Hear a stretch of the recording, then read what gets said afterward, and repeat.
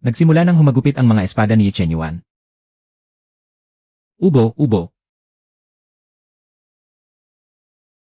Ubos na ang kanyang lakas. Bakit ganoon kasakit ang dibdib niya? Nasa loob siya. Hindi na niya ito matitiis. Suetuan, bilisan mo. Bilisan mo pa. Tio, huwag kang matulog. Sino ang pumasok?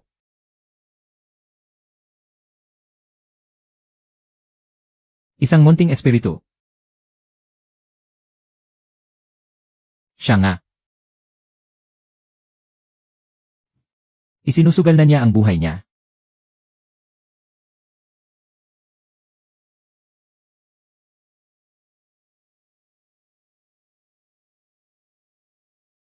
Hintayin mo si Nuonuo.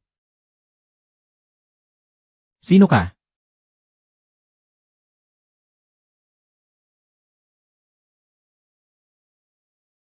Ama. Ano ang tawag niya sa kanya? Ama.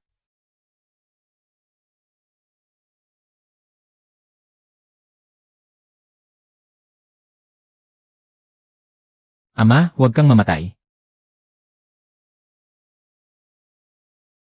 Qinshuang, ikaw ba yan?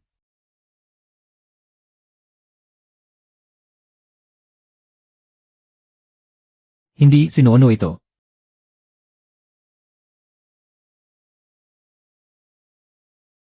Ang aura na ito. Imposibleng magkamali ang dugong ito.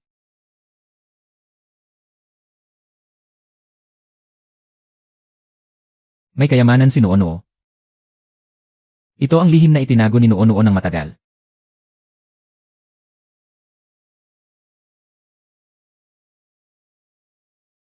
Huwag mo itong iluwa. Bilis, kainin mo.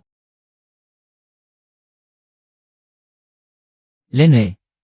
Nasupil ang kapangyarihang demonyo.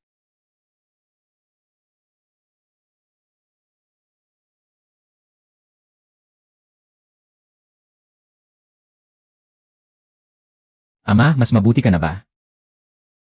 Paano ito naging posible?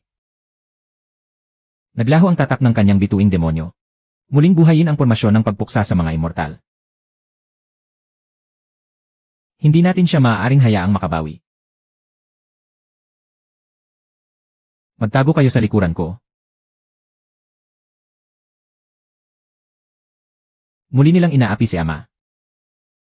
Huwag kang matakot, nandito ako. Dumudugo na si Ama. Bangon, espada. Bumalik ka, Nuonuo. Huwag ninyong sasaktan muli si Ama.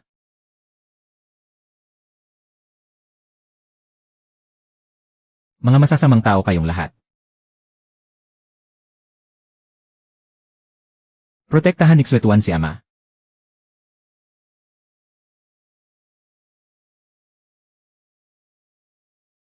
Ang espiritong hayop na ito. Isang banal na hayop na napakalakas.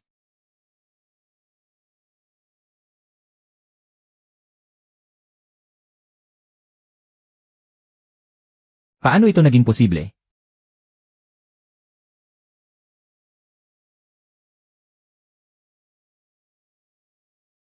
Patatagin ang pormasyon ng espada. Masama ito. Ay. Arf. Bumabalik ang pinsala ng pormasyon. Ay. Espada ng pagpuksa sa mga immortal. Bumagsak na.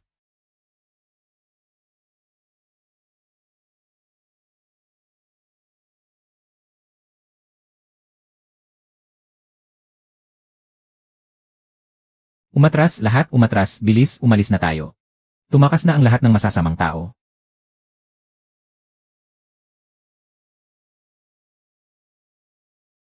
Napakahusay ni Nuonuo, hindi ba?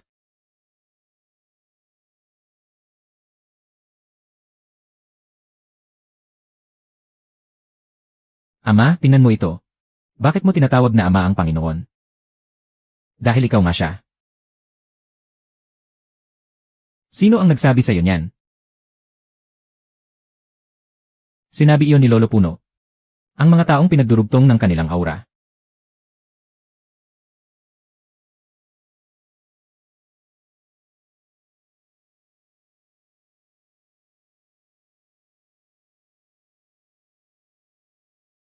Sila ang pinakamalapit sa isa't isa.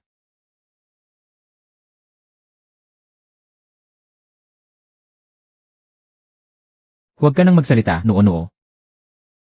Hindi. Talagang madaldal ka.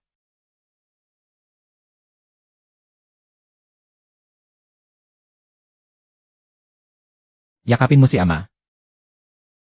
Umuwi ka kasama ng Panginoon.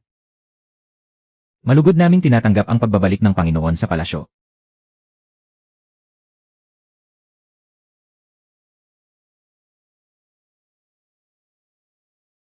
Wow, ang laki ng bahay ni Ama. Malugod naming tinatanggap ang ligtas na pagbabalik ng Panginoon. Panginoon, sino siya? Kumusta po, Lolo? May dalang bata ang Panginoon. May sanggol sa bisig ng Panginoon. At hindi rin pangkaraniwan ang puting hayop na iyon.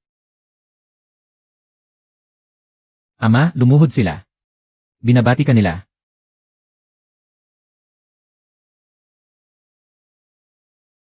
Binabati nila si Noo-Noo.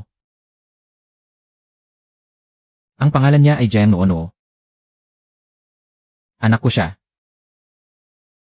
Anak na babae ng sect leader. Mula sa araw na ito. Siya na ang tanging Little Master ng palasyo ng Jiuyu. Si Noo-Noo ang Little Master ninyo. Elngan.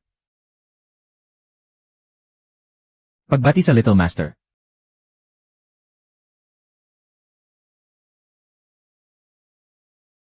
Elngan, magandang araw sa lahat.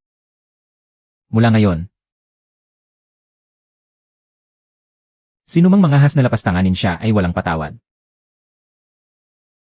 Hindi malinaw ang pinagmulan ng anak na ito ng sect leader. Pawang espiritual na enerhiya ng mga halaman ang nasa katawan niya.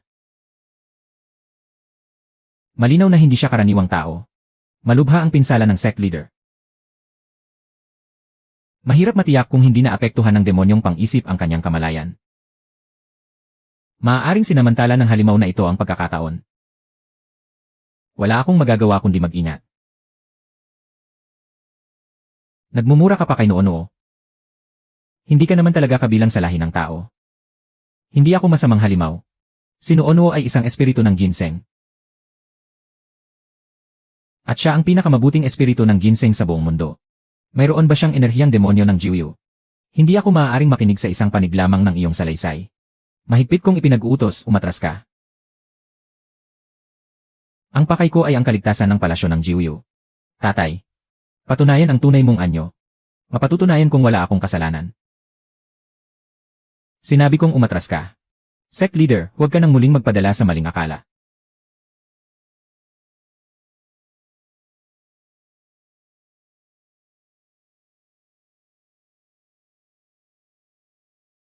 Hindi nagsisinungaling si Noo-Noo kay tatay.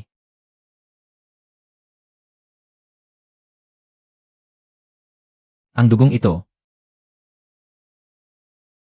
Susuriin mo pa ba? Lene. Hindi na siya makagalaw.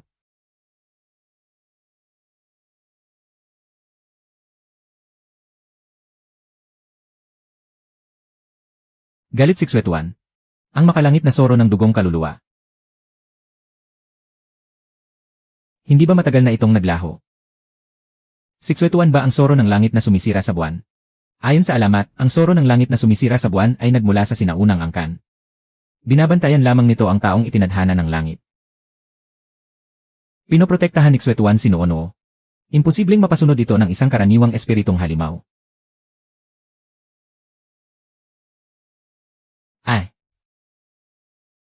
Hindi lamang niya iniligtas ang buhay ko. Pinakain din ni Noo-Noo si tatay ng gamot-gamot. May sinaunang banal na halimaw pa siyang tagapagtanggol. Dahil pinoprotektahan siya ng soro ng langit na sumisira sa buwan. Malinaw na hindi siya pangkaraniwang nilalang. Handang kilalanin siya ng inyong lingkod bilang Little Master.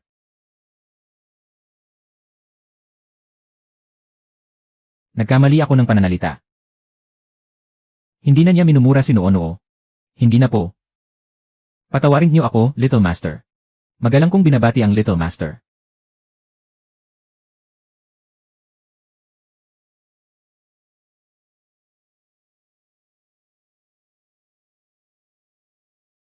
Pagbati sa Little Master. Gutom na. Elngon, kumakalam na ang tiyan ni Noo-Noo. Pumunta tayo sa bulwagan ng mga gamot. Gusto ni Noo-Noo ng masarap na candy-candy.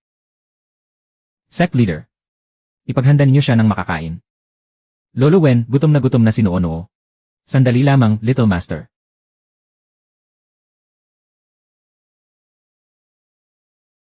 Malapit na itong matapos. Ito ang isdang espiritu at lingzi espiritu na 100 taon kong iningatan.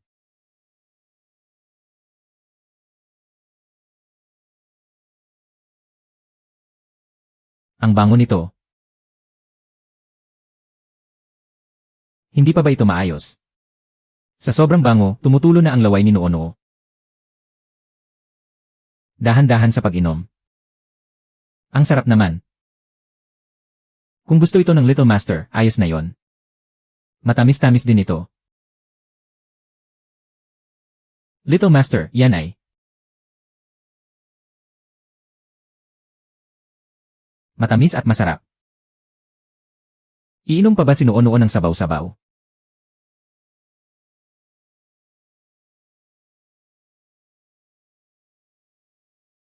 Sandali. Muling sumigla. Ang lingzi na 100 taon ay bumalik sa dati nitong anyo.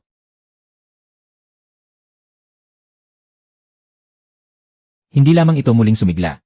Lalong lumakas ang bisa nitong panggamot. Lolo Wen, nanginginig ang kamay ninyo. Makapagsasalita ba kayo ng tiyak?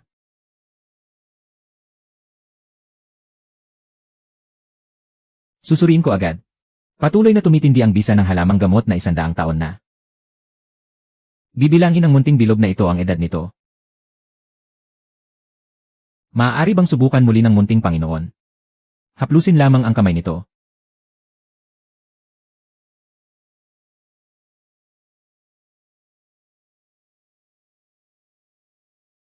Sapat ng marahan itong dampian. 300 taon na ang halamang gamot. Sa isang dampi, naging 300 taong gulang ang karaniwang halamang espiritu. Mula sa araw na ito, munting Panginoon. Kayo na ang pinakamarangal na munting ninuno ng bulwagan ng mga gamot. Napakaliit pa ni Noo-Noo. Ngunit isa pa rin siyang munting ninuno. Huwag na huwag itong ipagsasabi sa iba. Nangangamba ang sect leader na may magtatangkang mangagaw sa munting Panginoon. Kapag kumalat ang ganitong kapangyarihan, hindi na siya magkakaroon ng payapang araw. Ikinandado na ang lahat ng nakita natin ngayong araw.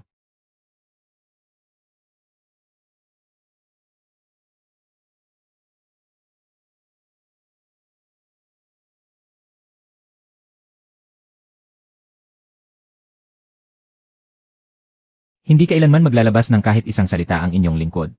Sa loob lamang ng isang gabi, namatay ang lahat ng halamang espiritu sa likod na bundok. Karamihan sa mga elixir ng palasyo ng Jiuyu ay umaasa sa supply mula sa halamang espiritu sa likod na bundok. Kapag naputol ang bukiri ng espiritu, mapuputol din ang ugat ng elixir.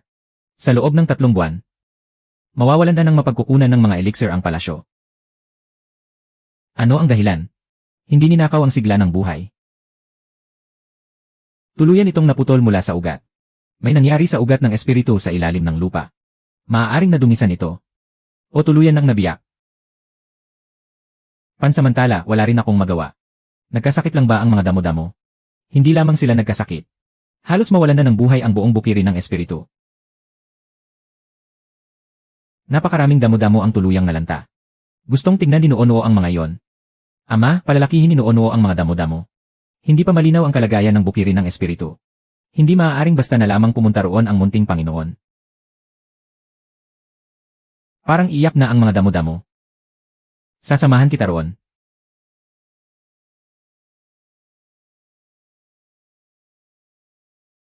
Sige, pero dahan-dahan, Noo-Noo. Huwag kang tatakbo kung saan-saan. Ang lala talaga ng sakit nila.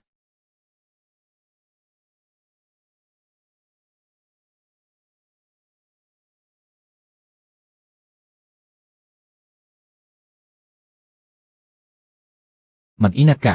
Huwag kang lalayo sa tabi ko. Tumutugon sila sa'yo.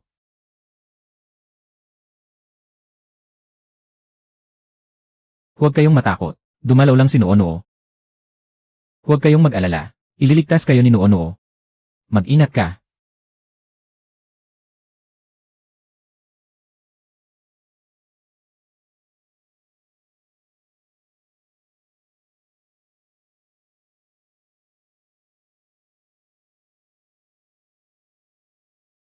Engel Lanan.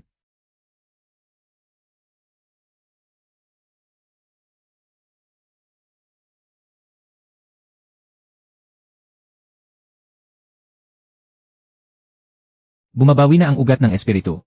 Tama.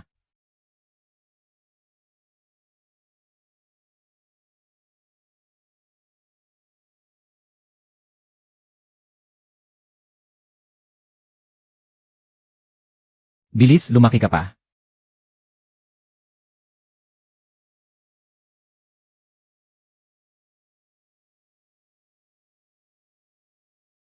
Mas masigla pa kaysa dati. Ay. Ano yon? Ama, may masamang bagay sa ilalim na palihim na kinakain ang mga damo-damo. Dito mismo. May masamang bagay. Lumayo ka, demonyo. Hukayin mo.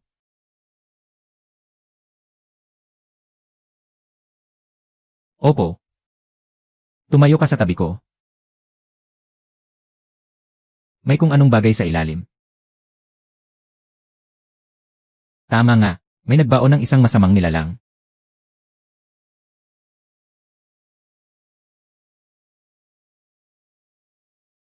Ito ang palihim na kumakain sa mga damo-damo. Ito ang tanda ng maninila ng espiritu. Hindi ba matagal nang nawawala ang bagay na ito? Sinisipsip nito ang sigla ng mga halaman at ng ugat ng espiritu. Kapag lubusan itong naaktibo, matutuyo ang buong ugat ng espiritu. Hindi kusang makapapasok sa palasyo ang tanda ng maninila ng espiritu. May nagbaon ito sa likod na bundok. Walang tala ng pagpasok ng sinumang kaaway sa harang na nagbabantay sa bundok. Kung gayon, isa itong tao mula sa loob ng palasyo. Isang espiya ng alyansa ng mga immortal. Huwag mo itong hawakan. Hindi hahawakan ni Noo. Aamuyin lang ni Noo. Maaamoy ba ng munting Panginoon kung sino ang gumawa ng ritual? May amoy ng tao sa itaas. Sinaliuhan ng demonyong mo ang likurang bundok. Susundin ng inyong lingkod ang utos. Kailangan siyang mahuli bago siya muling umatake. Nasa itaas ang masamang bagay na ito. May amoy pa ng isa pang tao. Narito ang lahat ng dumaan sa likurang bundok. Walang ni isa sa mga nasa talaan ang nawawala. Ibig sabihin, inaamoy niya ang masamang bagay na nakabaon. Hindi kailangang lumapit ng husto. Napakatalas ng pang-amoy ni Noo. Ito ay damo-gamot. Akala ni Noo hindi.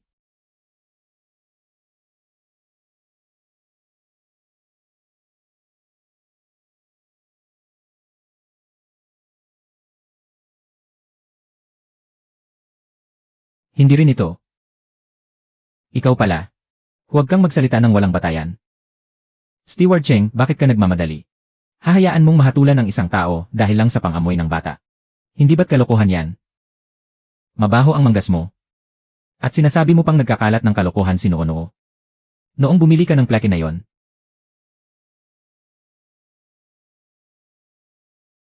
Nadumihan ng bulok na lupa ang manggas mo. Halughugin ang manggas niya. Cheng Yu. Ilayo mo ang kamay mo. Malinaw ang ebidensya. Kaunting putik lang ang hawak mo.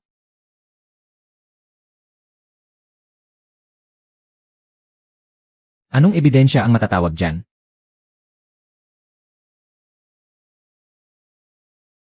Ikaw, halimaw ka, ang sumira sa malaking gawain ko. Ama. Naghahanap ka ba ng kamatayan? Aba. Nasaktan ka ba? Hindi, nagulat lang si Noo. Ang aking antas ng paglilinang. Aba. Sino ang nag-utos sa iyong ilibing ang espiritual na pleke? Walang nag-utos sa akin. Kung gayon, hayaan mong alaala mo ang sumagot. Tigil, magsasalita na ako. Sasabihin ko ang lahat. Matagal na akong binili ng alyansa ng 7 sektang immortal. Wasakin ang espiritual na ugat ng palasyo ng Jiuyu. Ano pa ang iyong misyon? Bantayan ang palasyo. Ipadala ang balita tungkol sa hari ng bundok at sa espiritual na ugat. Paano mo sila kinokontak? Sa tuyong balon sa likurang bundok. Tuwing ikapitong araw. Ihuhulog ko ang mensahe sa balon. Kukunin iyon ng espiya sa labas. Nakokontak mo ang mga espiya ng alyansa sa tuyong balon. Kung gayon, huwag nating biglain ang kalaban. Ipadala ang mensahe gaya ng dati. Yakit siya palabas. Nauunawaan ng inyong lingkod. Naipadala na ang mensahe.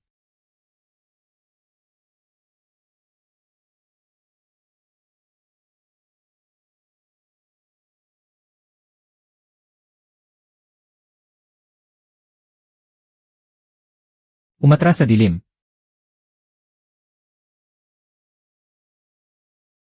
Paano nakapagpadala ng mensahe si Cheng Yu ng mas maaga? Ama, tutulungan din ni Noono ang ama na manghuli ng masasamang tao. Hindi maaari. Hindi dapat kung saan-saan tumakbo si Noono. Kaunti lang naman ang itutulong ni Noono. Hindi ito laro ngayong gabi. Pero pinakamatalas ang pang-amoy ni Noono. Iba-iba ang amoy ng bawat tao. Ang masamang steward na yon ay amoy bulok na lupa. Si Lolo Wen ay amoy mabangong damo-gamot. Si ama ay may malamig at nakapananatag na amoy. Isang beses lang maamoy ni Noono, natatandaan na niya. Dahil dyan, bibigyan kita ng pinakamadaling misyon. Magtago kayo ni Xuetuan sa damuhan. Huwag kang gagawa ng ingay. Tandaan mo lang kung saan siya tatakbo.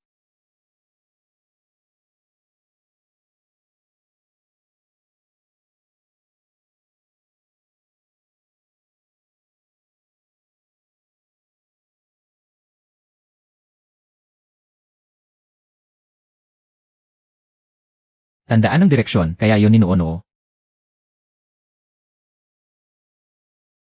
Natatandaan na ni Noono.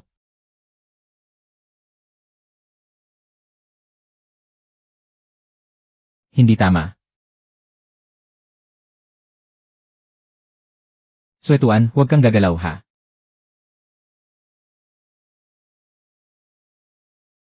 Lumabas ka.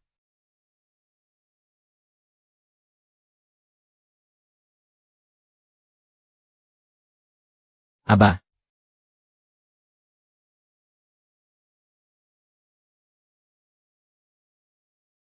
Xuetuan.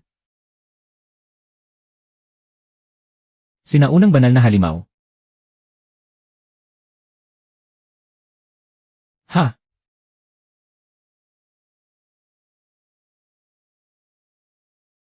Bakit ka nagkakalat ng mga karayom? Pumutok na ang tiyan ni Xuetuan. Mamatay kayong lahat kasama ko. Sa harapan ng Panginoon. Hindi ka pa maaaring mamatay. Paano ito naging posible? Hindi ba sinabi kong magtago ka? Naunang sinaktan ng masamang tao si Noono.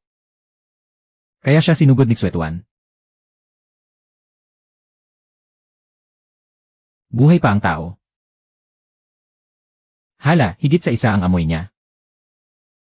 Marami pang kaparehong amoy roon. Tunay ngang higit sa isa ang espiya ng alyansa ng mga immortal. Tipunin ang mga piling mandirigma ng palasyo ng Jiuyu. Isara ang mga bundok sa hilagang kanluran. Susundin ng inyong lingkod ang utos. Ipinababatid ko ang utos ng Panginoon.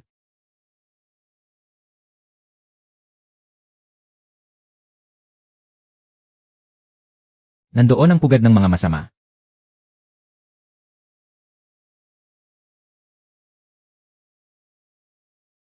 Nakasara na ang mga bundok sa hilagang kanluran.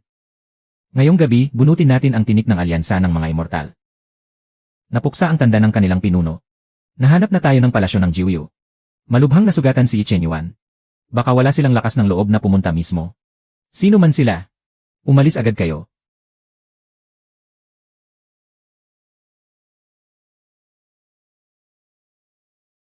Sunugin ang lahat ng lihim na utos. Nakasara ang labasan. Siyam Nether Mountain Ceiling Array. Sa ngalan ng utos ng Panginoon. Isinara na ang lugar na ito. Mamamatay ang sinumang tatakas ng walang pahintulot. Sumunod ang mga nasa yugto ng nabubuong kaluluwa.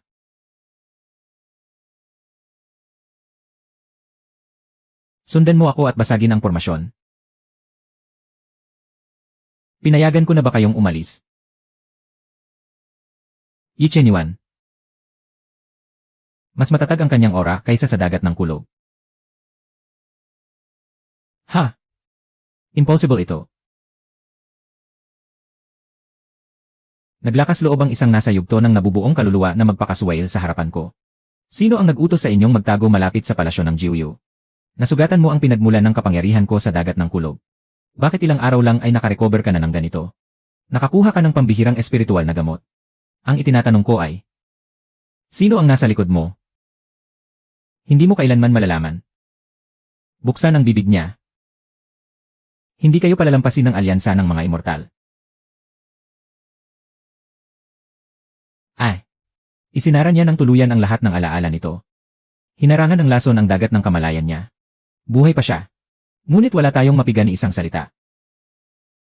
Palabasin ang lason. Sa pilitang palabasin ang lason. Mauuna munang magkadurog-durog ang kanyang espiritu. May paraan si Ama para kay Noono. Ito ang damong wengsin na itinanim ni Noono. Ilagay ang binhi sa katawan niya. Hindi na siya makapagsisinungaling. Kayang lagpasan ng isang binhi ang 7 patong na lason na nagtatatak sa kaluluwa. Ang lakas-lakas niya. Hindi makapagsisinungaling ang masamang tao. Nasa huling yugto siya ng nabubuong kaluluwa. Pinaniniwalaan ko siya. Gawin niyo ang sinabi ni Noono. Opo. Gamit ang isang damo upang siyasatin ang isang nasa yugto ng nabubuong kaluluwa. Wala na bang tao sa palasyong ito?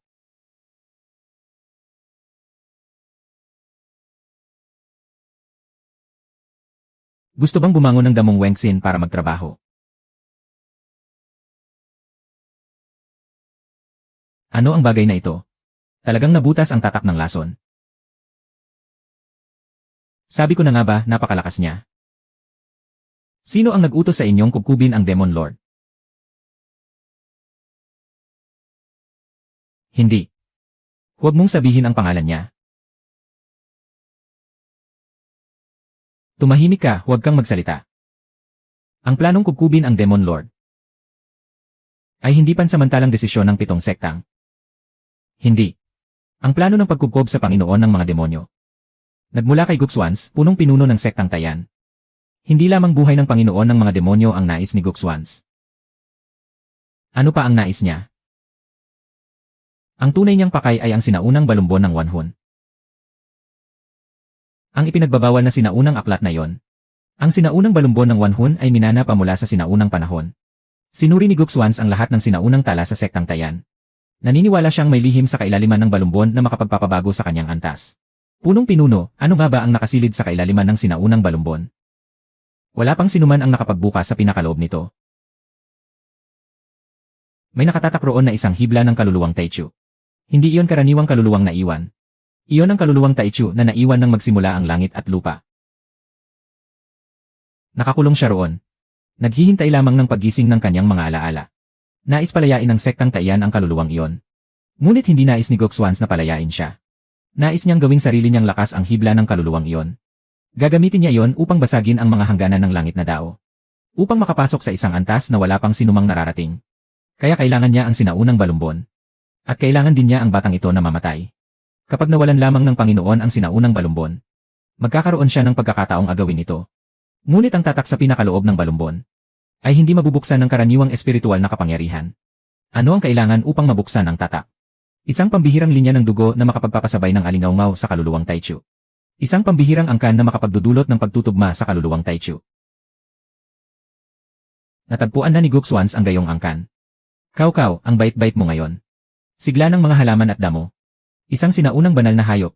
Ano ang tinitingnan mo? Magsalita ka ng malinaw. Kaya niyang muling buhayin ang mga espiritual na halamang gamot. At binabantayan pa ng isang sinaunang banal na hayop. Malaki ang posibilidad na ang batang iyon ang susi sa pagbubukas ng tatak.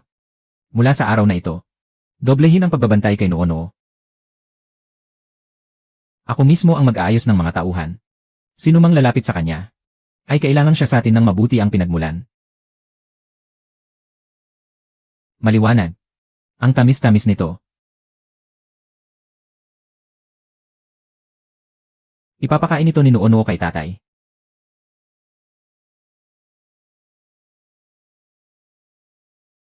Bigla na lang sumakit ang ulo ni Noono. Walang pagsalakay. Pero may nangyari sa munting Panginoon. Munting Panginoon. Isara ang buong hardin. Ipatawag agad si Lolo Wen. Ano ang tumama sa kanya? Uod na kumakain ng kaluluwa. Isang masamang uod ito na sadyang kumakain ng mga kaluluwa. Sino ang naglagay ng uod na ito? Protektahan muna ang kaluluwa ng munting Panginoon. Kung hindi, mahuhuli na tayo. Walang silbi ang karaniwang gamot, hindi man lang natin ito maabot. Paano natin ito alisin? Kapag nakapasok na sa katawan ang uod na kumakain ng kaluluwa, magtatago ito sa dagat ng kamalayan. Kung hindi natin mahahanap ang paraan upang supilin ito, unti-unti nitong ubusin ang kaluluwa ng munting Panginoon. Tatay. Nandito si tatay.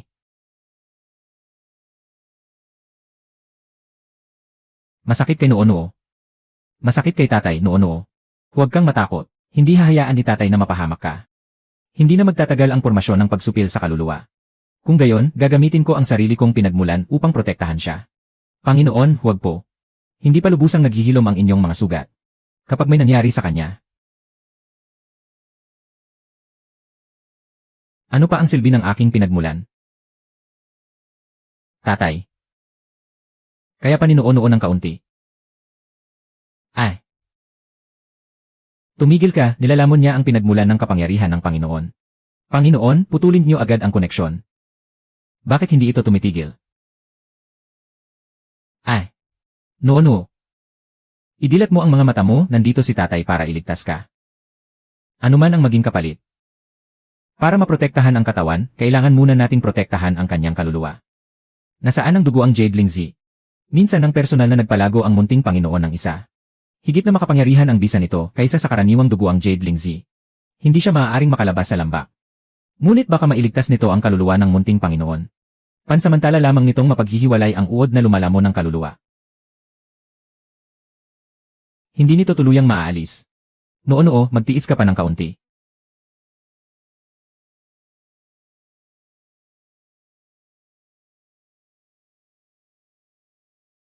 Panginoon, alalayan niyo ang munting Panginoon. Umepekto na ang gamot.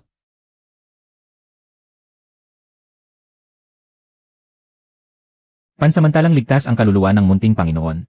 Pansamantalang nakaligtas sa panganib ang munting Panginoon. Hindi pa ito nangangahulugang gumaling na siya. Nandoon pa rin ang uod. Pansamantala lamang nitong hindi kayang lamunin ang kaluluwa. Nangahas kang maglagay ng sumpang uod sa kanya sa loob ng palasyo ng Jiuyu. Puputulin ko ang kamay mong iyon hanggang sa ugat. Tipunin ang lahat ng nakalapit kay Noo-Noo at siya sa atin ng mabuti. Pagkain, inumin, kasuotan, higaan at bukirin. Lahat ng humawak sa kanya. Walang sinumang maaaring makaligtaan. Ilabas ng lahat ang inyong mga ugat ng enerhiya.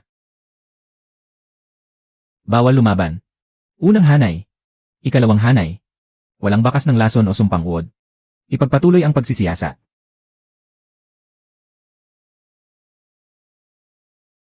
Suriin muna ang lahat ng bagay na ipinapasok dito. Walang problema sa mga kasuotan. Wala ring bakas ng sumpang uod sa silid tulugan. Walang problema sa lahat ng nakalapit sa kanya. Paano naman ang pagkain at ang silid tulugan? Walang bakas ng enerhiya ng sumpa.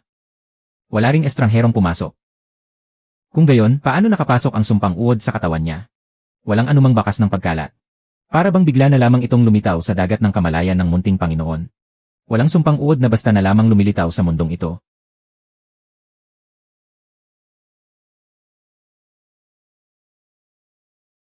Ngunit hindi natin matukoy kung saan ito nagmula. Tatay. Saan pa masakit? May mabahong amoy. Ano ang naamoy mo? Naamoy ni Noo-Noo ang amoy ng masamang tao. Noo-Noo, isipin mo pa, ano ang hitsura ng taong iyon? Isa siyang kuya. Nakasuot siya ng kulay abong damit. Binigyan pa niya si Noo-Noo ng isang prutas. Ang pinakamatamis na bagong pitas ng munting Panginoon. Tipunin ang lahat ng alagad na tagapaglingkod sa likod na bundok. Susundin agad ng lingkod ninyo. Pumila ang mga tagapaglingkod sa likod na bundok ayon sa talaan ng mga pangalan. Bawal magtago ng mukha. Bawal umatras. Dahan-dahan lang. Huwag magmadali. Amuyin ni Noo-Noo ang bawat isa. Hindi ito.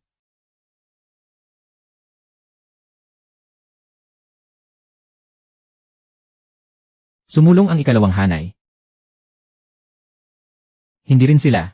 Baka nagkamali lamang ng alaala ang munting Panginoon. Hindi nagkakamali si Noono. Sino pa ang magsasalita ng walang saysay? Pupugutan ko ng dila. Munting Panginoon, pag-isipan niyong mabuti. May kakaiba ba sa kanya? Mahilig bang kumain ng prutas ang munting Panginoon?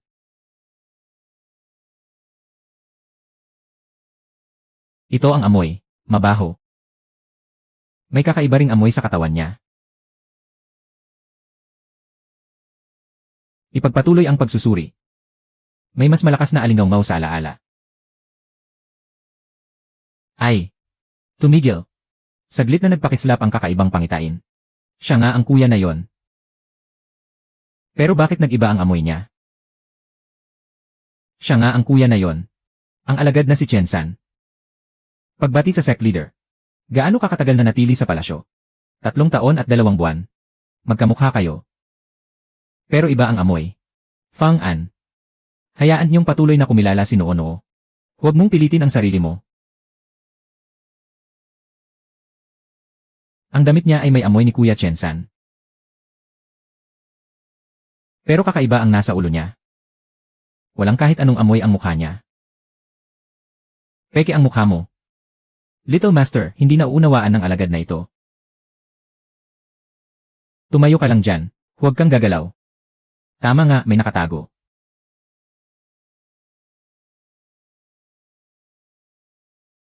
Totoo nga, may isa pang peking maskara sa ilalim. Hindi ikaw si Chen-san. Nasaan ang tunay na Chen-san? Isa lamang siyang hamak na utusan. Mahalaga pa ba sa iyo kung mabuhay siya o mamatay? Sasagutin ko kayo. Matagal nang patay ang tunay na Chen-san. Pinatay siya ng taong ito. Hindi nagtutugma ang kontrata ng kaluluwa. Tunay ngang nagpanggap siya bilang iba. Ang mga huwad na mandirigma ng sektang Tayan. Gaano katagal kayong nagkubli? Sino ang nag-utos sa iyong maglagay ng uod na kumakain ng kaluluwa? Tatay, ang sama ng tawa niya. Alam na pala ninyong nakikilala niya ang 5 lasa.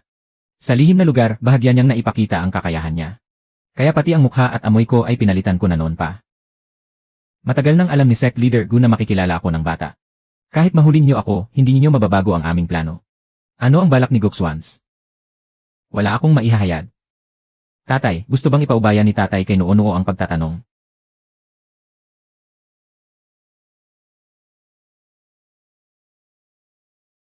Manood ka lamang. Isa na namang kakaibang halamang demonyo. Bakit ipinalalagay ni Gokswans ang uod na kumakain ng kaluluwa sa Little Master? Upang patayin siya. Hindi upang patayin siya. Ipagpatuloy mo ang pagpapaliwanag. Ang dugo ng batang iyon ay nagmula sa iisang pinagmulan ng kaluluwang Taichu. Ang dugo niya ang tanging susi na kinikilala ng sinaunang balumbon. Ano ang kailangan nila sa dugo ni Noono? Wala silang anumang makukuha sa kanya. Tanging sa paggamit ng bakas ng dugo niya. Mabubuksan ang pinakamalalim na selyo ng sinaunang balumbon. Kaya nais ni Gokswans na mahuli ng buhay ang Little Master. Dapat siyang manatiling buhay hanggang madala sa sektang Tayan. Ang uod na kumakain ng kaluluwa ay para rin makuha ang bakas ng dugo niya. Unang hakbang lamang ang uod. Hindi kailanman binalak ni sect leader Gu na patayin siya. Sapat nang pahinain ang kanyang kaluluwa. Sa gayon, malalampasan nila ang proteksyon ng sinaunang banal na kapangyarihan at ng kanyang dugo. At madadala siya roon. Nais nilang palihim na ilayo si Noono. Walang sinuman ang makapagdadala sa iyo palayo. Paano nalaman ni Gokswans ang tungkol sa dugo ng Little Master? Hindi maaaring banggitin ang pangalang iyon. Ang pinakaunang pahiwatig na natanggap ni sect leader Gu. Sino? Si Shen Qingshuang ang pinagmulan ng lahat ng ito. Tatay, sino siya? Si Shen Qingshuang ang iyong ina. May ina si Noono. Ipasok ang mga huwad na mandirigma sa piitan. May kukunin ako. Susundin ng inyong lingkod ang utos. Nandito ba sa loob si ina?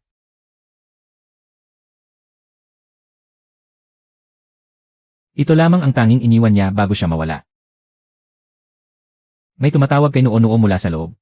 Sandali lang, Noono.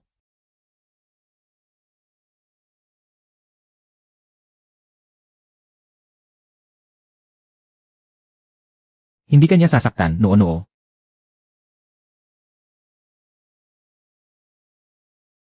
Qin Shuang. Shen Qin Shuang. Sa loob ng mga taong ito, saan ka ba talaga nagtungo? Ikaw ba ang ina ni Nuo? Malaki ka na pala ng ganito. Ina, huwag ka nang umiyak. Patawad. Hindi nakasama ng ina ang anak.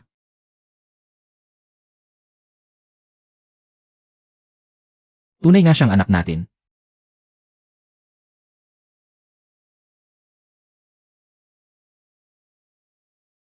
Talagang nahanap na ni Nuo ang ina. Shen Qin Shuang. Tunay nga siyang anak natin. Patawad at itinago ko ito sa iyo ng napakatagal. Ano ba talaga ang nangyari noon? Magsisimula ito sa ipinagbabawal na sining ng sektang Tayan. Matagal nang ginagamit ni Guxuans ang buhay na kaluluwa ng tao upang hulaan ang mga lihim ng kapalaran. Hindi sinasadya kong napasok ang ipinagbabawal na silid. Noon ko lamang nalaman ang ginawa niya. Ang paggamit sa kaluluwa ng lahat ng nilalang ang kapalit ng pagsilip sa mga lihim ng kapalaran.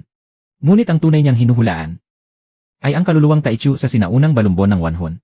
Ang kulang na lamang ay isang susi na may kaparehong dugo. Nais kong ilabas ang mga ebidensya. Ngunit natuklasan niya ako.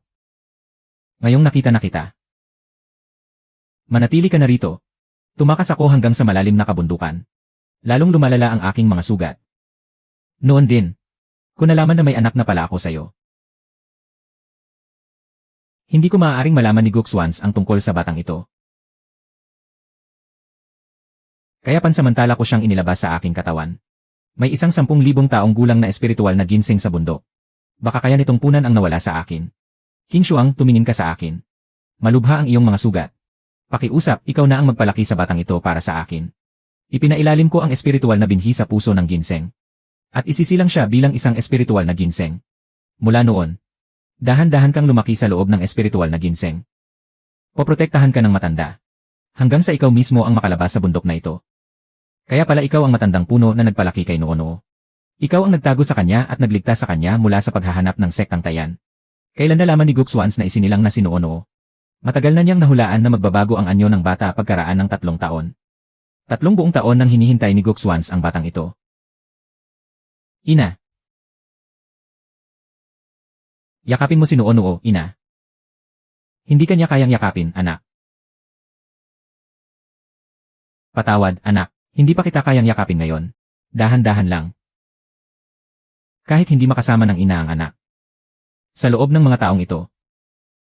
Nakatago ang ina sa palawit na jade at pinagmamasdan ka. Kaya pala narito ka lang palagi, ina. Ay. Ina, bakit ka kumikislap? Ina, huwag ka namang umalis. Gaano ka pa katagal makapagtitiis? Ang hiblang kaluluwang ito ay maaari lamang manatili hanggang sa makita kanya ng isang beses. Kakahanap pa lamang ni Nuo sa ina. Huwag kang matakot, anak. May magagawa pa ang ina para sa'yo. Ito na ang huling lakas ng ina. Ang inang ba ang gumawa nito para kay Nuo? Habang nasa iyo ito, mapoprotektahan ka pa ng ina ng isang beses.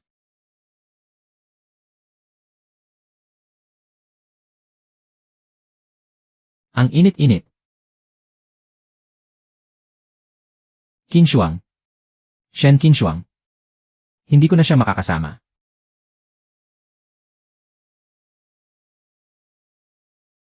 Ina, huwag ka namang maglaho.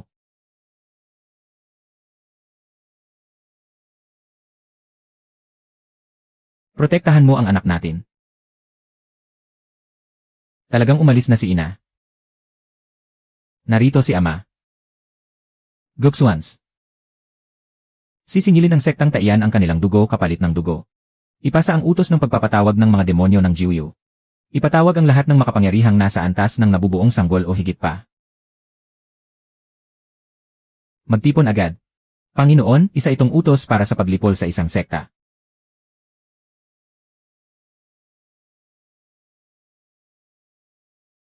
Ang wawasakin natin ay ang sektang Tayan. Humarap kayo sa Panginoon ng sektang Wanfa. Pagkaraan ng 3 araw. Salakayin ang sektang Tayan. Sektang Tayan. Sa sektang Tayan, hitik sa bituin, landas at mga patibong. Sa loob man o labas ng bundok, puro nakamamatay na pormasyon. Kahit gaano karami ang mga patibong nito. Hindi nito mapoprotektahan si Guxuans. Sa paligid pa lamang, may hindi bababa sa 7 patibong na pormasyon sa mga tarangkahan ng bundok. Kapag sa pilitang lumusob, tiyak na may masasawi. Ngunit handa akong manguna sa taliba. Handang pangunahan ng matandang ito ang bulwagan ng mga elder sa pagwasak ng pormasyon. Handa akong sundan ang Panginoon at durugin ang sektang Tayan. Magtipon ng hukbo sa loob ng 3 araw. Hugasan ng dugo ang Tayan. Gusto ring sumama ni Noo. Manatili ka sa palasyo ng Jiuyu. Sinaktan ng masamang sigu ang ina. Binigyan pa niya si Noo ng uod na kumakain ng kaluluwa. Pupunta si Noo para ipaghiganti ang ina. Napakapanganib ng paglalakbay na ito. Hindi natatakot si Noo. Pinoprotektahan din ni ina si Noo. Protektahan mong mabuti ang ating anak. Maaari kang sumama, ngunit huwag kang aalis sa aking paningin. Susundin namin ang utos ng Panginoon. 10 tagapaglingkod ang mananatiling nakadikit kay Noo upang protektahan ang munting Panginoon. Ama, ang dami-daming espiritual na gamot dito. Huminto ang buong hukbo. Hindi ito ordinaryong ilusyonaryong pormasyon. Nasa loob na tayo ng pormasyon. Ang 4 na tarangkahan ng bundok ay pawang refleksyon ng isang pormasyon. Hahanapin ko muna ang ubod ng pormasyon. Ang 9 na patong ng karayom ay nakaturo sa 9 na banal na tarangkahan. Magpadala ng mga papet upang magmasid sa daan. Kinokopya ng pormasyon ang sinumang pumapasok dito. Kapag basta-basta tayong nagmasid, lalo lamang itong lilikha ng mga huwad na tanawin. Isang maling hakbang lamang. At 3 hakbang pa habang buhay tayong maiipit sa isang landas.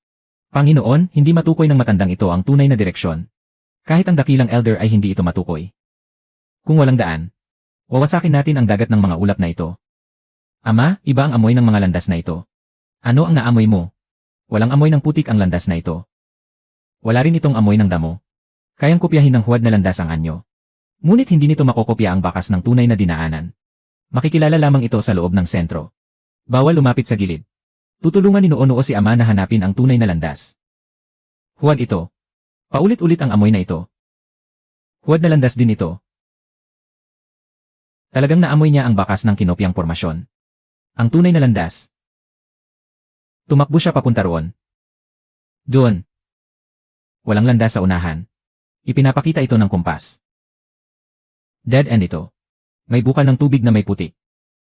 May amoy din ng mga taong maraming beses nang dumaan. Sigurado ka ba? Ama, ito ang tunay na landas. Dito mismo. Huwag kang lilihis. Panginoon. May nakatagong tulay na. Sumunod ng mahigpit ang buong hukbo. Yumapak kayo sa mismong dinaanan ng Panginoon. Naku, napakarami pa palang huwad na landas sa likuran. Ang 3 buhay na tulay sa unang patong. Ang 2 nasa kaliwa ay mga hungkag na balat lamang. Ang nasa kanan ay may amoy ng tunay na hangin. Hindi man lamang siya huminto sa unang patong. Sinisikap ng pormasyon na ibalik tayo sa pinanggalingan. Huwad ito, wala man lang amoy ni Ama. Huwad ito, lusubin natin. Ngayon, maging ang tarangkahan ng bundok ay nakopya na. May dumaan sa kaliwa. Ang 3 pa ay iginuhit lamang. Sumunod sila sa batang Panginoon. Pick rin ito. Nasa banda roon ang tunay na daan. Lumiko ito sa likuran. Sinusugod niya ang pormasyon kasama ang buong hukbo. Nabutas na ang 3 antas.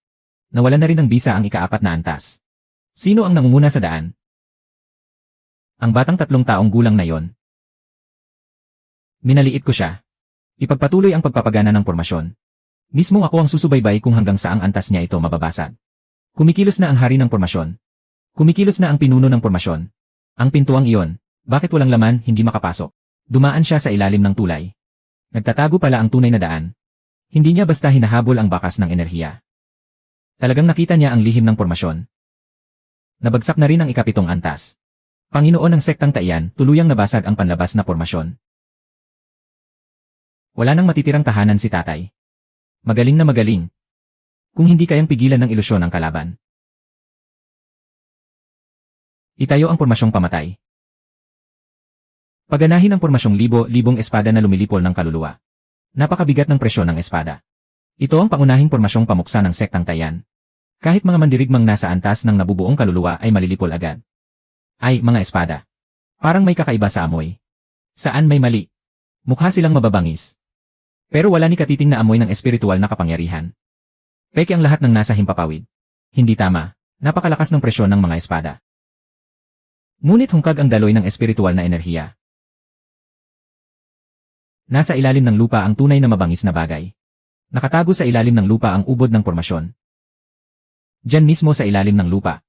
Noo-noo, nagtago sa ilalim ng lupa ang masamang swetuan. Huni. Bumaon ka at durugin mo siya.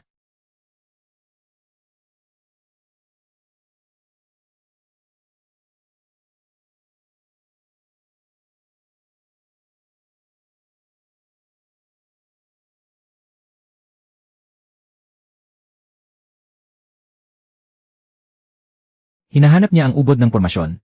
Pawang mga peking anyo ng espada ang mga ito. Nabagsak na ang tunay na pormasyong tagapigil ng ilog. Sabi na nga ni Noo-noo. Sino ang taong iyon sa langit? Naunawaan mo ang lahat bago pa sa kanilang lahat. Bumalik na ba si Xwetuan? Mabait na Xwetuan, ang galing mong lumaban. Nabagsak na ang pormasyong pamuksa. Nabuksan na ang pintuan ng sekta. Sa wakas, nabuksan na ang tunay na pintuang iyon. Walang nagbabantay sa pangunahing tuktok. Walang ni isang nakatakas.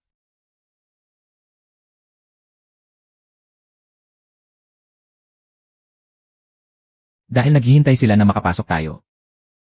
Nahuli ng isang sandali ang Panginoong Ye kumpara sa aking hula. Goxuans. Ikaw ang umapi kay ina. At ikaw rin ang nagpasakit kay Noo-noo. Tama nga, iniwan ni Shen Qingshuang ang huling lakas niya para sa'yo. Alam mong tiyak na darating ako. Mula nang magising ang natitirang kaluluwa ni Shen Qingshuang. Alam ko nang darating ka. Sinadya mong mag-iwan ng mga kawal na handang mamatay. At sinadya mo ring gisingin ang natitirang kaluluwa ni Qingshuang. Ang puot ang pinakatumpak na gabay sa buong mundo. Ginamit mo si ina para linlangin si tatay. Napakasama mo. Hindi ko siya nilinlang. Tumpak ko lamang hinulaan ang bawat pagpili niya. Panginoon ng sekta. Ang lahat ng ugat ng lupa sa Chufeng ay nagtitipon patungo sa pangunahing bulwagan. Pormasyong dagat ng ulap at pormasyong libo-libong espada. Lahat ng iyon ay para lamang akayin tayo rito. Tama. Ang mga pormasyon sa labas ay hindi kailanman ginawa upang patayin kayo. Tungkulin lamang nilang ihatid ang handog sa tamang kinalalagyan. Panginoon, lumabas na sa ubod ng pormasyon. Binuksan na ang seremonyal na pormasyon ng sektang Tayan. Mahigpit na yumakap si Noo-noo kay Ama. Ang daming amoy ng dugo kay Ama. Mula sa bundok, isinagawa ng sektang Tayan.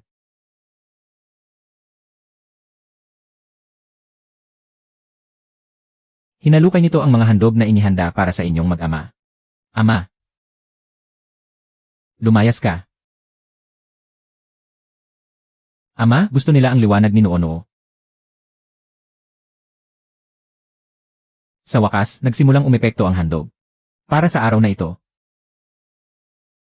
300 taon ko itong inihanda. Ama, ang pormasyong ito ay nakakatakot. Ano pa ba ang itinatago mo? Makikita mo rin agad. Hindi lamang mga pormasyon sa tarangkahan ang naipon ng sektang Tayan sa loob ng 300 taon. Ay! Napakarami palang taong isinakripisyo mo. Ang kaluluwa at esensya ng 10,000 magsasaka ng espiritu ay sapat lamang upang maging susi sa pagbubukas nito ng isang beses. Ngunit kulang pa rin ang huling susi. Ang esensya ng dugo ng 10,000 tao. Dagdag pa ang dugo ng inyong mag-ama. Saka pa lamang sa pilitang mabubuksan ang sinaunang balumbon ng wanhon. Siya, gusto na naman niyang saktan si Noo-noo. Nandito ako. Walang sinumang makakagalaw sa'yo.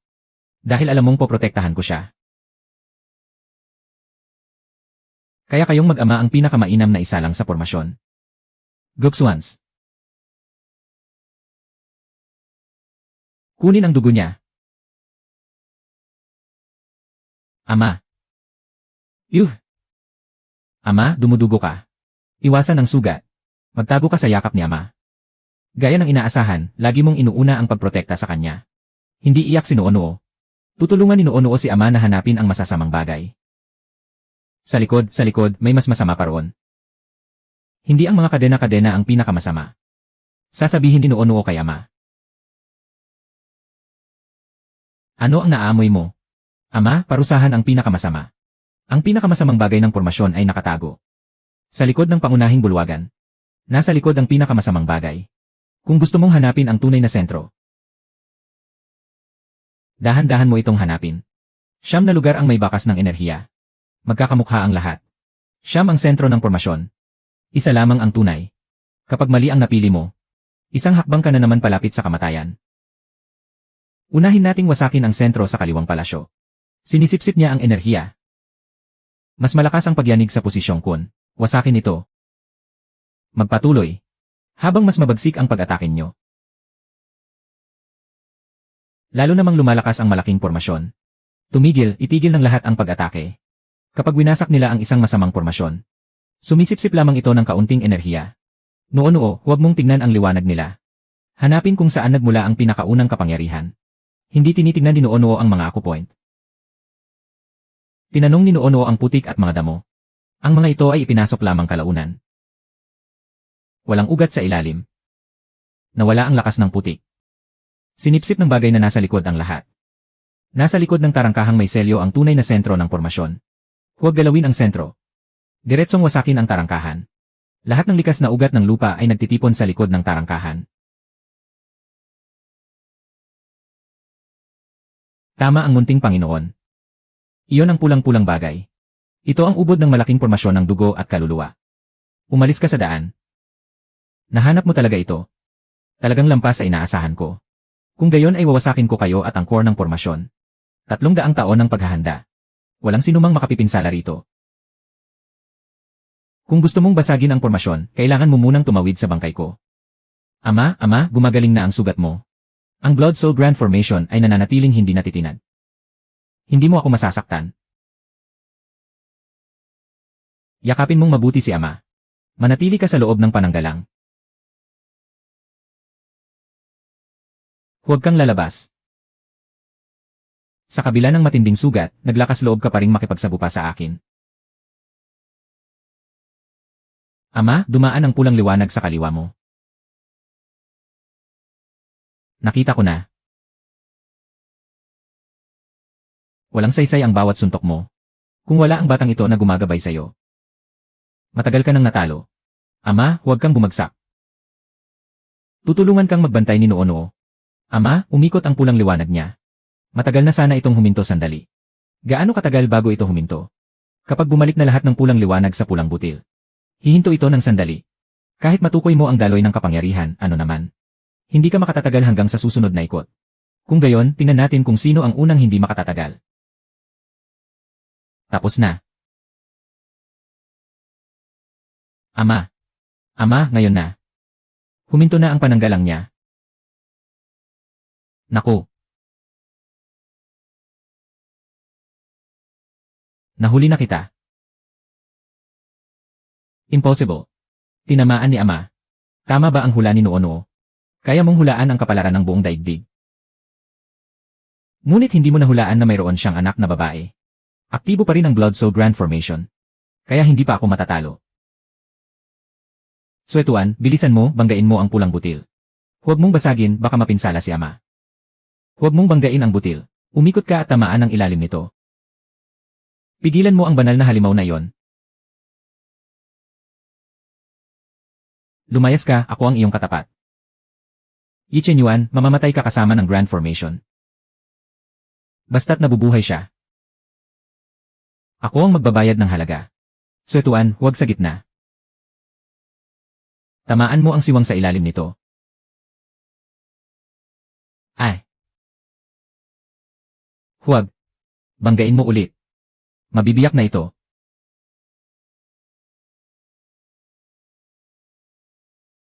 Suetuan, durugin mo ito.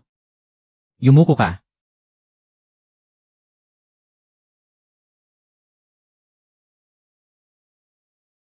Gumuho na ang Blood Soul Grand Formation.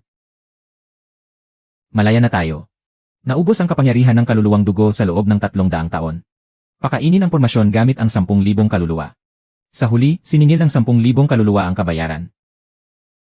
Sa wakas, makababalik na sila sa kanilang tahanan. Sino pa ang may balak sa kanya? Akala mo ba matatapos ang lahat kapag napatay mo ako? Ama, nagsasalita na naman siya ng masama. Hahaha. Hindi lang ako ang nagnanais sa kanyang dugo. Hindi pa kita pinahihintulutang mamatay. Akala mo ba sasabihin ko sa'yo? Hindi mo ba sinabi na ang damong Wengxin ang magsasalita para sa'yo? Ito na ang huling lugar. Kung hindi ito gagamitin, may iba pang mananakit kay Ama sa hinaharap. Damong Wengxin, magtanong ka sa puso. Hindi siya maaaring magsinungaling. Hamaking espiritual na damo lamang. Nais mo ring kalikutin ang kaluluwa ko. Tumahimik ka. Sino ang utak sa likod nito? Sektang Espada ng Lingxiao. Matagal nang nakilahok sa larong ito ang Sektang Espada ng Lingxiao. Sino pa? Sektang Wanfa. Bakit napakaraming masasamang sekta? Sino ang tatlong nagkukubling ninuno? May tatlo pang nagkukubling ninuno. Hindi sila kabilang sa 7 lantad na sekta. Kahit ang damong Wengxin ay hindi matukoy ang kanilang pagkakakilanlan. Bumuo kaming lahat ng isang lihim na alyansa. Sino ang pinuno? Hindi ko alam. Iba't ibang tinig lamang ang naririnig ng bawat isa. Hindi rin si Guxuans ang tunay na nasa likod nito. Bakit nilang lahat gustong makuha ang kaluluwang Taichu? Kayang baguhin ng kaluluwang Taichu ang kapalaran at agawin ang landas ng iba. At buksan ang selyadong tarangkahan ng mataas na daigdig. At ang dugo niya ang susi sa pagbubukas ng selyo. Kaya hinihintay ng buong lihim na alyansa ang paglaki niya. 3 taon na silang walang tigil sa paghahanap sa kanya. Pagod na ang damong Wengxin. Paano nagawang selyuhan ng pagbabawal na ito ang kaluluwa ngayon? Tatay, bakit bigla siyang nagliyab? May nag-iwan ng isang nakamamatay na pagbabawal sa kanyang kaluluwa. May nag-iwan ng isang nakamamatay na pagbabawal sa kanyang kaluluwa. Hindi nila siya palalampasin. May naiwan silang bakas ng aura ng gumawa ng teknik. Tatay, masusunog siya. Binura ng gumawa ng teknik ang lahat ng bakas. Sinunog ng masasama ang kapwa nila masasama. Wala na ring bakas na masusundan. Isara at selyuhan ang sektang Tayan. Walang sinumang maaaring umalis ng walang pahintulot. At walang maaaring maglabas ng balita. Susundin ng inyong lingkod ang utos, Panginoon. Sa ilalim ng lupa, may mga tagapagsanay pang buo ang katawan at kaluluwa. May amoy pa ng mga buhay sa ibaba. Hindi pa sila patay. Walang dapat maiwan sa pagliligtas. Buhay pa pala ang mga taong ito. Una, basagin ang soul locking formation. Huwag ninyong saktan ang kanilang mga katawan. Nasa tabi pa ang kanyang kaluluwa.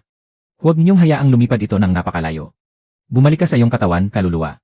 Bantayan ang ugat ng puso. Ang kapangyarihan ng palasyo ng Jiuyu ang nagligtas sa akin.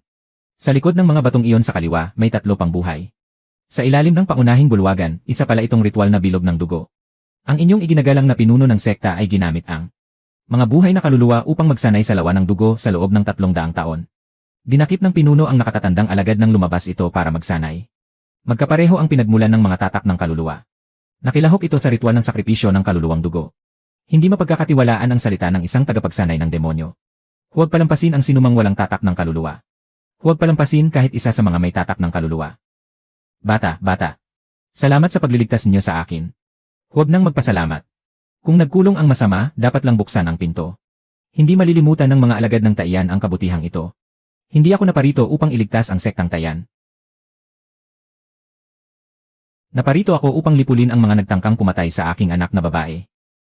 Panginoon, dumating ang pinakamataas na antas ng ulat ng digmaan mula sa palasyo. Kagagaling lamang mamatay ni Guxuans. Kaya hindi na sila mapakali. Pupuntahan nila ang tahanan natin para umatake. Nagtitipon na ng malaking hukbo ang Sektang Espada ng Lingxiao at Sektang Wanfa. Naghahanda silang kubkubin ang palasyo ng Jiuyu. Napapaligiran na ng mahigpit na hukbo ng 7 sekta ang palasyo.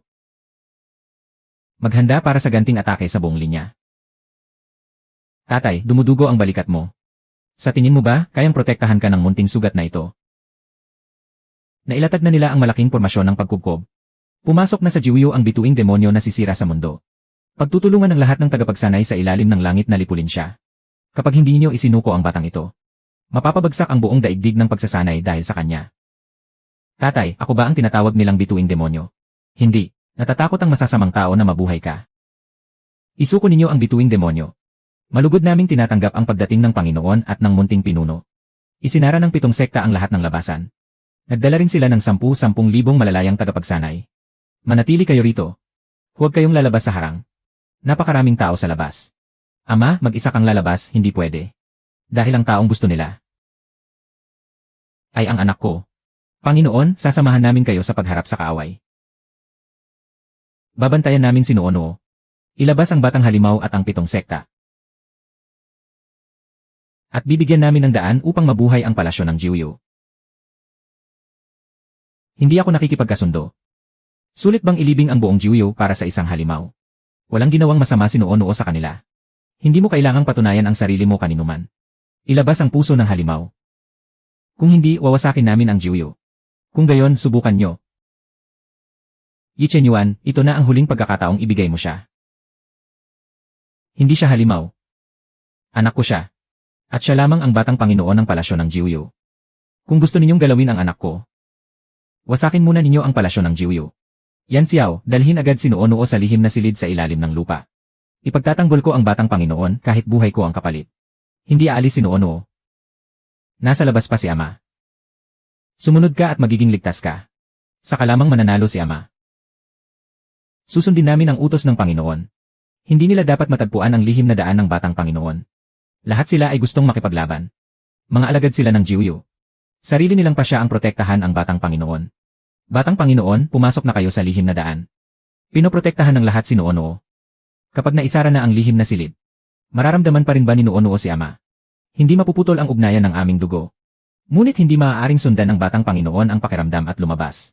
Hinaharangan dito ang pandamang espiritual. Pagsubaybay sa dugo at paglipat sa kalawakan.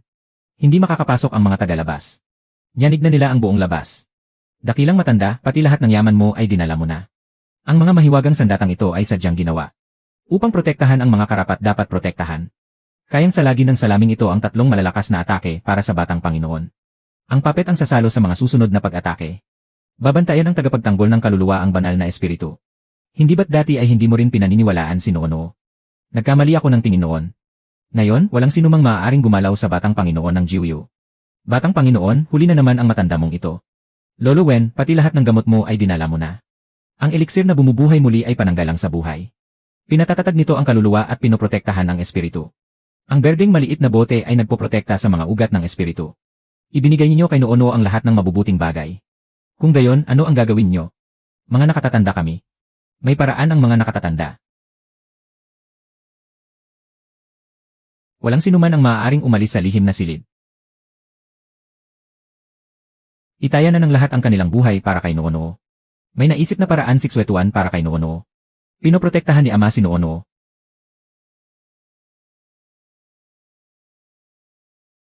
Poprotektahan din ni Nuonuo si Ama. Umalis ka rito. Humihingi ng tulong ang kaliwang pakpak. Humihingi ng tulong ang bulwagan ng gamot. Walang sinumang pwedeng makalusot sa panloob na depensa ng Jiuyu. Naku, umiiyak ang mga gamot. Bantayan niyo ang imbakan ng gamot. Isang hakbang paatras. Wawasakin ang bulwagan ng gamot.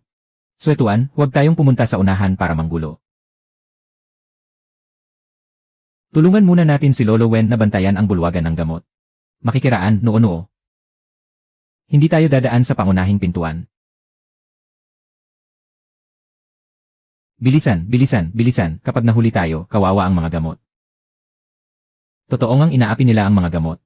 Nabutas ang harang. Munting Panginoon, munting Panginoon. Bakit ka tumakbo hanggang dito? Lolo Wen, maraming gamot-gamot ang natapakan nila. Hindi sila papayagang lumapit ni Xuetuan. Lumalaki na siya. Creek. Anong uri ng banal na halimaw ito? Ay, ito pala ang tunay na anyo ni Xuetuan. Babantayan ni Xuetuan ang lugar na ito. Walang sinumang papasok. Hindi tama. Hindi tama ang pressure na ito. Dumating na ang ninuno. Dumating na siya. May tatlong mas mababangis pa kaysa kay Xuetuan. Si Guxuans ay isa lamang piyesa sa aking laro. Sa loob ng 300 taon, laging sumunod sa amin ang sektang Tayan. Kayo pala ang mga duwag na nagtatago sa dilim. Munting bagay, mas magaling kang maghanap ng gulo kaysa kay Shen Qingshuang. 3 taon kaming naghintay. Sa wakas, ganap na ang dugo ng Taichu. Kami ang nag-utos sa kanya na saliksikin ang Blood Soul Formation. Hindi niya kayang likhain ng mag-isa ang altar ng Blood Soul na 300 taon nang umiiral. Kami rin ang nag-utos sa paglusob kay Yi Chenyuan. Si Shen Qingshuang ang kumuha sa hibla ng Taichu. Dapat natin itong mabawi. Ang kanyang anak ang susi sa pagbubukas ng lahat. Kayo ang nanakit sa ina niya, kaya patuloy siyang tumatakas. Hindi pa namin makuha ang sinaunang balumbon. Kaya kukunin muna namin ang kapangyarihan ng Taichu sa loob ng kanyang katawan. Xuetuan, hinuhuli ni Nuonuo ang Candy. Creek. Isang banal na halimaw na hindi pa nakakabawi ng lakas, at naglakas loob kayong harangan kami. Creek. Simulan ng Soul Seizing Formation. Tatay. Nuonuo. Harangan niyo si Yi Chenyuan. Yi Chenyuan. Umalis ka. Pipigilan ka ni Noo-Noo. Tatay, bilisan mo. Masakit. Ay, munting Panginoon. Regalo ito ng dakilang elder sa'yo. Hindi ko hahayaang agawin niyo ang kaluluwa ni Noo-Noo. Mga munting laruan lamang kayo. Hindi niyo mapoprotektahan ang pinagmulan ng Teichu. Ina.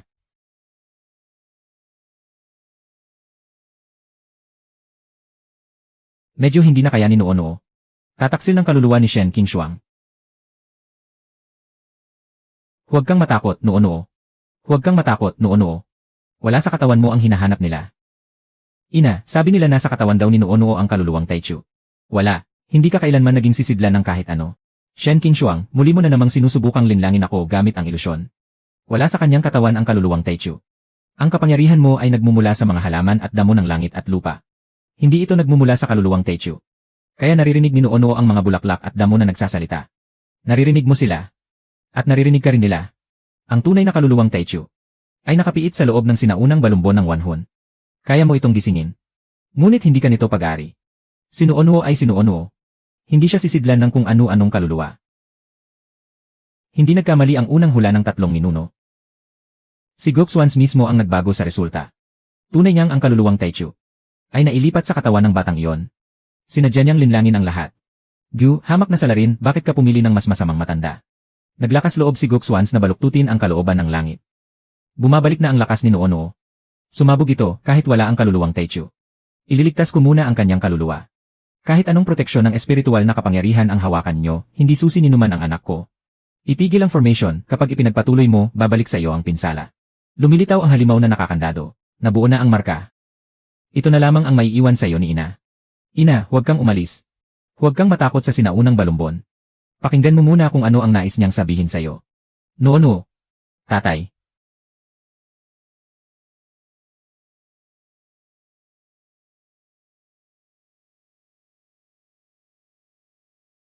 Wala kayong kaluluwang Taichu, nagkamali ng huli ang masamang lolo. Sinaunang balumbon ng Wanhun. Sumisigaw ang balumbon na ito, Noo-Noo. Yamang nasa balumbon ang kaluluwang Taichu. Kunin niyo ang sinaunang balumbon. Nilalabanan niya ako, Panginoon. Ay. Sino ang umiiyak? Huwag ninyong hayaang patuloy na makiisa ang batang iyon sa sinaunang balumbon. Tulungan niyo kami. Huwag niyo kaming ibalik sa kanila. Hindi naman kayo masasamang tao. Nakulong lang kayo. Huwag niyo kaming sipsipin. Hayaan niyo kaming makauwi. Hindi kailangan ni Ina ang inyong kapangyarihan. Luluwagan ni Ina ang inyong pagkakatali.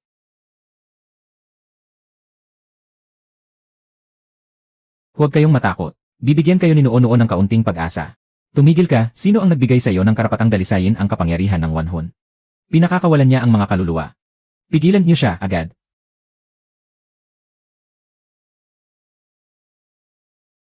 Ay.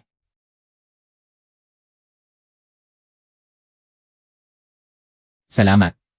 Buhay si Shanshan. Umuwi na kayo, bumalik na kayo sa dapat ninyong kalagyan. Ito ang bakas ng kapangyarihan ni Noo-Noo. Anong kababalaghan ito? Noo-Noo, ano na naman ang ginagawa mo? Pinakakawalan niya ang mga kaluluwang nakalimot. Impossible. Nauubos ang aking kapangyarihan. Harangan niyo ang mga kaluluwang iyon. Pigilan niyo sila, bilis. Hindi kayo ang nag-alaga sa kanila. Nais nilang makauwi. Humihina ang bakas ng kapangyarihan ng mga ninuno. Kapag hinawakan mo siya, magkakahiwa-hiwalay ang inyong mga kaluluwa. Nawalan na ng kontrol ang pormasyon. Noo-Noo. Narito na si tatay. Hulihin siya, siya na lamang ang daan natin para mabuhay. Muli nilang hinahabol si Noo-Noo, patayin si Noo-Noo. Ang anak na babae ng Panginoon. Akala mo ba karapat-dapat kang humawak sa kanya? Tatay, sa wakas dumating ka na. May masakit ba sa'yo? Ayos lang si Noo-Noo. Tatay, ang dami mong dugong dumaloy. Yi Chen Yuan, kapag sumulong ka pa. Kasama niya kaming lahat na mamamatay. Wala na kayong karapatang makipagtawaran sa Panginoon. Bakit sumusunod ang Wanhun sa isang bata? Ipikit mo ang mga mata mo, Noo-Noo. Nakipikit na si Noo-Noo. Tatay, huwag kang masaktan. Hindi ako maaaring mamatay rito. Sa landas ng paghabol at pagpatay kay King Shuang. Nabigyan mo ba siya kahit minsan ng daan upang mabuhay? Ikaw ang mauna. Sa loob ng 1,000 taon, walang makapipigil sa akin. Mamamatay ka sa sarili mong mga kamay. Ang hiwang ito ay para sa mga ginawa ninyong sandata ng kapangyarihan ng kaluluwa. Yi Chenyuan, marami pa kaming lihim na masasabi sa iyo. Ang pagdurusang tiniis ni King Shuang. Hindi mababayaran ng isang buhay lamang niyo yon. Ito ang utang ninyong dugo. Dito nagtatapos ang lahat. Tatay, ayos ka lang ba? Nangako si tatay. Hindi ko nahahayaang saktan nila kayo. Patay na ang 3 ninuno. Ang lahat ng ito ay kagagawa ng sektang Taiyan at ng mga ninuno. Sumunod lamang kami sa utos. Ang sektang Wanfa lamang ang nakaalam sa masamang pormasyon. Sa loob ng 300 taon, palaging sumusunod ang sektang Taiyan sa amin. Kanina lang, sumisigaw kayo ng lipulin ang demonyo. Ngayon, malinaw na sa inyong lahat ang katotohanan. Ang totoo, kayo ay nilinlang ng sektang Taiyan at sektang Wanfa. May 3 pang nagtatagong sinaunang ninuno. Kinubkob namin ang palasyo ng Jiuyu. Para lamang pala agawin ang kanilang mga kaluluwa. Nilinlang kayong lahat ng masasamang tao para makipaglaban, ano? Hindi ko man lang sinyasat ang katotohanan. Gusto ko agad patayin ang isang batang 3 taong gulang. Ang nagligtas sa amin ay ang palasyo ng Jiuyu. Hindi ang alyansa ng 7 sektang immortal. Maaaring magising ang isang nalinlang. Ngunit kapag nagising na, huwag nang tumulong sa masasamang tao. Hindi na namin muling sasalakayin ang Jiuyu. Isang sisidlan lamang ng kaluluwa. Hindi nito mapatutunayang nakilahok ang Panginoon sa masamang salamangka. Peking katibayan ito na iniwan ng 3 angkan. Hindi na maaaring sirain ang katibayan ito. Kaya ngayon ay sinasabi ninyong peke ito. Mga alagad ng Ling Xiao. Mabilis, ilayo ninyo rito ang Panginoon. Ginamit ninyo ang 7 sektang humabol sa anak ko. Upang makilahok sa balak na pag-agaw sa kaluluwa. Wawasakin ko ang inyong paglilinang.